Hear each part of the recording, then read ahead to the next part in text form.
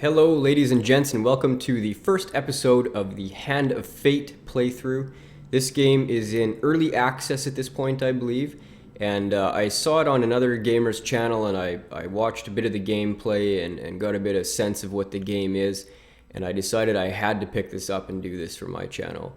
This game is a mix between a collectible card game, a deck building game, action RPG, and it is single life, so it's a roguelike type of game.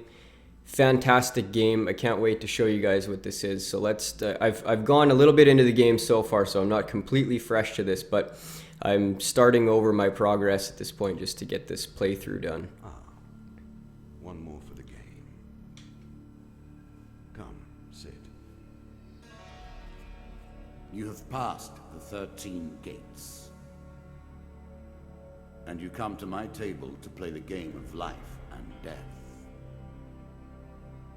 Your stake is wagered. I refuse none who come here. Yet, I say, turn back.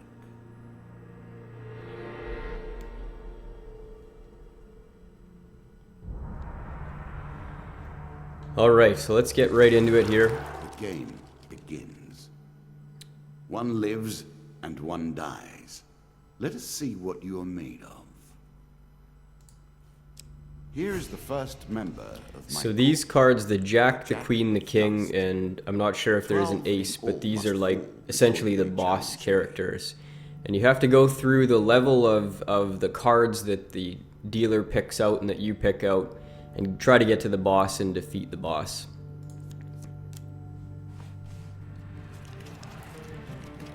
So on this first playthrough, you don't get to do any of the deck building stuff. You just go with the deck that you have. It's the basic starter deck.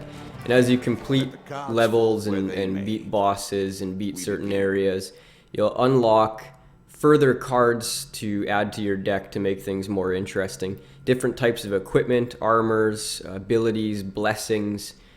So the way that you move through the level is you just click on the next card that's available. In this instance, there's only one option, but sometimes you'll have multiple options around you and you can determine where you want to go. The other thing I'll show you here just quickly is the inventory screen. So here you've got your health, how many food you have. A food gets consumed each time that you move a square. Gold is here as well, and occasionally you'll run into a shop or a traveling merchant or a place or an event that will have you spend money to have a certain outcome. Weapons, armor, there's blessings and curses, so you got your helmet, shield, gloves, ring. Which one was this? This was artifact, not gloves. This is gloves over here.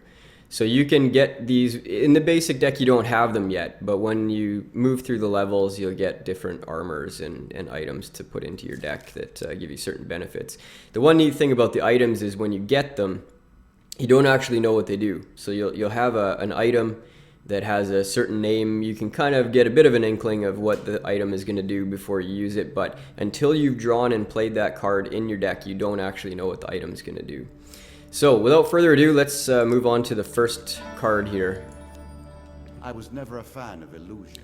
Whilst enjoying your evening meal at the local tavern, a strange old man takes the seat next to yours. He taps your shoulder quite painfully with his wooden staff to get your attention, and you notice that he appears to be a goblin, poorly disguised as a human. His wizened face grins at you with a hint of madness. "My name is Mr. Lionel. If you give me what I need, boy, I will conjure up your heart's desire with this wizarding wand of my own creation." He cackles uncontrollably for a few moments, then sits patiently waiting for your answer. So depending on what you want to do here, I mean, if you ignore him, you're probably not going to get anything. I haven't actually selected this option before. It'd be an interesting one to test out, but these three options will all have different outcomes. And of course, we can't do option 2 because we don't have any gold right now, but I'm going to go with ask him what he needs. I need help. I need to help you. Mr. Lionel taps his staff on the ground and a shield materializes at your feet. "There you go, old bean." He smiles a warm grin that reveals all his chipped and yellowed teeth. "Your face reminds me of my son. I haven't met you before, have I?" So he gave me a shield, and this is I going to cannot be expect you to get equipped. by And without the reason a something shield is important is because it gives you access to reflecting these projectile attacks. So you'll see there's not a whole lot in this first area of projectile attacks, but you'll see in the later ones that you can actually reflect arrows and bullets and stuff back. And it also gives you the ability to do a counter, and you'll see that when we get into our first combat, a little green indicator pops up above a character that's about to attack you. If you press Q, and it's very smooth. I'm actually amazed how smooth the animation and combat is in this game. But even if you're attacking somebody else at the time and somebody's about to attack you from behind or the side, if you press Q, it will respond. It's very, very responsive. You can now So we've equipped the shield, and I'll just show you in the inventory here. So we've got armor, here's our shield right here. So reflect and counter.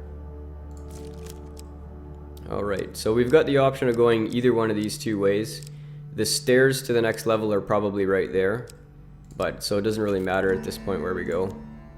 That first moment. You see a weapon glinting in the sunlight lying next to a skeleton at the bottom of the canyon. The walls of the canyon are covered in thick vines, perfect for climbing. This one will give you a weapon if you succeed. So you see you got 3 success cards, 1 failure. You can actually follow the cards. I know this one is a success because it went to the top and it went back. As you progress in the levels, the shuffle gets a little tougher to follow. So they'll do it twice. So I'm not sure if they do it 3 times. Sometimes in the upper levels, I don't know. I've only gotten to ones where they've done it twice. So now we've got a weapon, it's got a damage. Some of the weapons will have special effects on them. Some of the weapons come with a special ability. So you can press button 1 instead of right or left mouse button, and it will do like a ground stomp or shoot a frost bolt or something like that. I definitely would like to equip that. Savor. That will make you much more effective. One day in a shady forest, you encounter an elf maiden. She stops to greet you. I am Merith of the Forest Folk. My people have long helped the mortals of this realm. What boon would you ask of me? So you can get longer life, which means this will boost your maximum health up, which is a nice one. You can get supplies, which will give you food or gold. No, maybe not gold. No, it maybe give you some weapons, because there's another option here for gold. So a lot of times if I'm running low on food, I'll go for the supplies, but I think right now, let's go for ask for gold. I'm sure you are grateful for that. We got a substantial amount of gold, so when we get to a shop, we're going to have enough to buy something. It is said that the sharp-eyed adventurers may protect themselves from the worst of Lady Luck's contrary nature. Farewell, mortal. And there's the stairs. So when you see stairs or you see a forest path or there's some other ones, then it takes you to the next area. Your journey is well begun. This is what I was looking for. You show some aptitude for the game. Suddenly a tree falls across your path, blocking the way ahead. The dealer draws 1 monster card. So here's our first combat, and as far as I can tell right now, the type of card that it is, dust, and that means humans. Dust are associated with humans. And this number will mean either relative strength or number. I haven't quite figured that out just yet. So the combat is fairly straightforward. It's WASD movement, left click to attack, right click to stun, and the Q button is for the counter attacks. And as you get different weapons and armor with abilities, sometimes you use buttons 1 and 2 as well. You can now counter your opponent's attacks. Hit the counter. Oh, and spacebar is dodge roll. So that was a counter. You see the green, when it pops above their head, you press Q, and you counter their attack. If you don't counter the attack or you don't dodge, you're going to get hit by it. But it's not exactly tough to counter the attacks when there's a small number of enemies. I mean, you can see there I didn't take any damage, but when you start to get into areas where there's multiple enemies or there's different types of enemies, there's ranged attackers, there's melee attackers, or when you get into areas that have traps, then it starts to become extremely difficult not to take damage. So we got another shield. We don't need another shield, obviously. We've got one equipped already. So when I go to a merchant, I'm going to sell that. It does not permanently sell the card from your deck. It is strictly for this particular adventure, so don't think you're losing the card when you do it.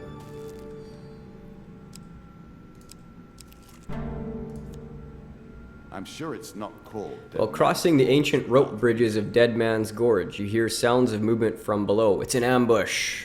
Here comes some monsters. So, 3 of dust. Let's see if there's 3 enemies. I should try to confirm this theory that the number is the quantity.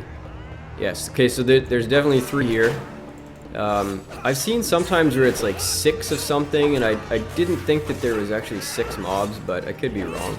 And sometimes the cards have little red dots on them. I have no idea what that means either.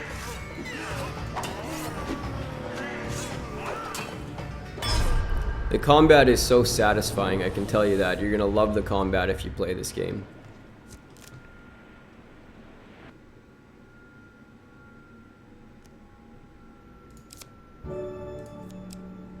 So we got 3 shields in our inventory. Back in their faces. We have tons of food. We'll never go through that much food in this dungeon. Okay, so we're at a shop now. We can sell our excess shields. And we'll see what we can buy with our 55 gold here. If you were wondering why you've been collecting all that gold, you now have your answer. We're starting to So let's first sell off those extra back and shields. forth between resources and rewards.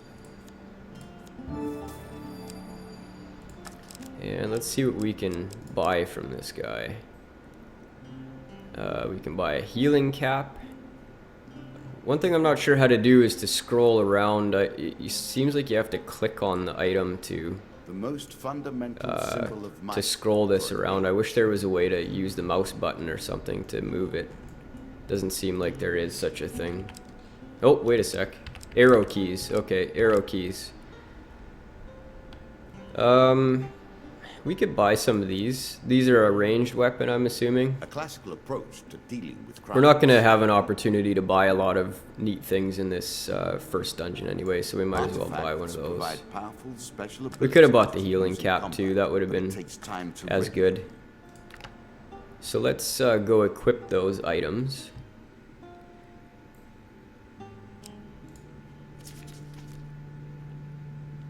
Okay, it must have been, yeah, it's equipped already, so it auto-equipped. So during combat, press 2 to throw knives in 8 cardinal directions. That's a pretty neat attack. Okay, here we're at the boss now. Reached my first champion. And he's got a symbol, and you'll see the dealer comes out with the symbol here. And if you beat the guy, then you get to keep these things, and you can open them for new cards to put into your deck.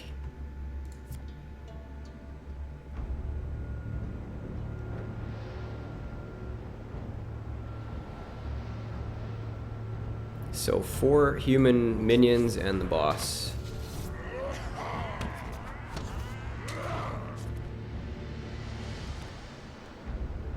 Some enemy attacks cannot be blocked or countered.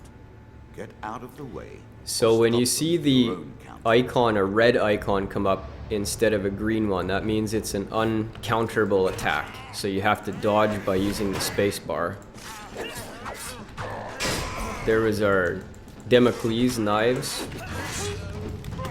So there's a dodge roll. They're a little tougher to pull off. They're not as smooth in the animation because they won't interrupt your current attack like a counter will.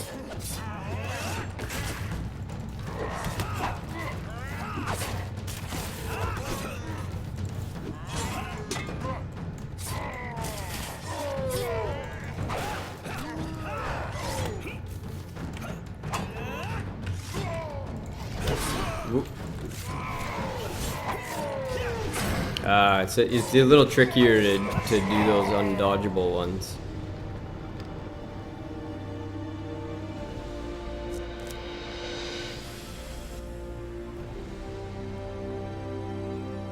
Down into the worms with him. Perhaps there is peace for him in the grave, poor soul. So as you defeat the One bosses, champion you'll is see in that 3 collection box over Yet we there, are only at the you start of our road. you do You will the 3 face stages, and then you get a level opponents who boon will card test your essentially, strength, and you can your activate that memories, boon, and it your gives your resolve. abilities If you different fall strengths at the first hurdle, and boosts you up. So none reach we've the got top. 3 of these little You artifacts have that open up waited, here, and you have won. and you just click on them You and may it'll claim your open some rewards, cards yet for you. So I let's see will what we got. also claim Jack of mine. Skulls, that's, we expected As that. you improve, Dead King's Hall. So these are different encounters and things that we can put into our deck now. And each of them has some further cards that will open up once you've completed that card. Okay.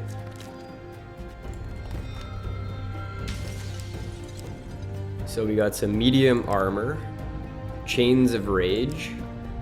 Mercenary Contract is an interesting one. What this does is, when activated, it makes the monster you're fighting splash gold around. We've got 2 medium armors. Fortitude's Breath is a shield, and Desperate Measures. This mace, if I recall right, does more damage the lower on health that you are.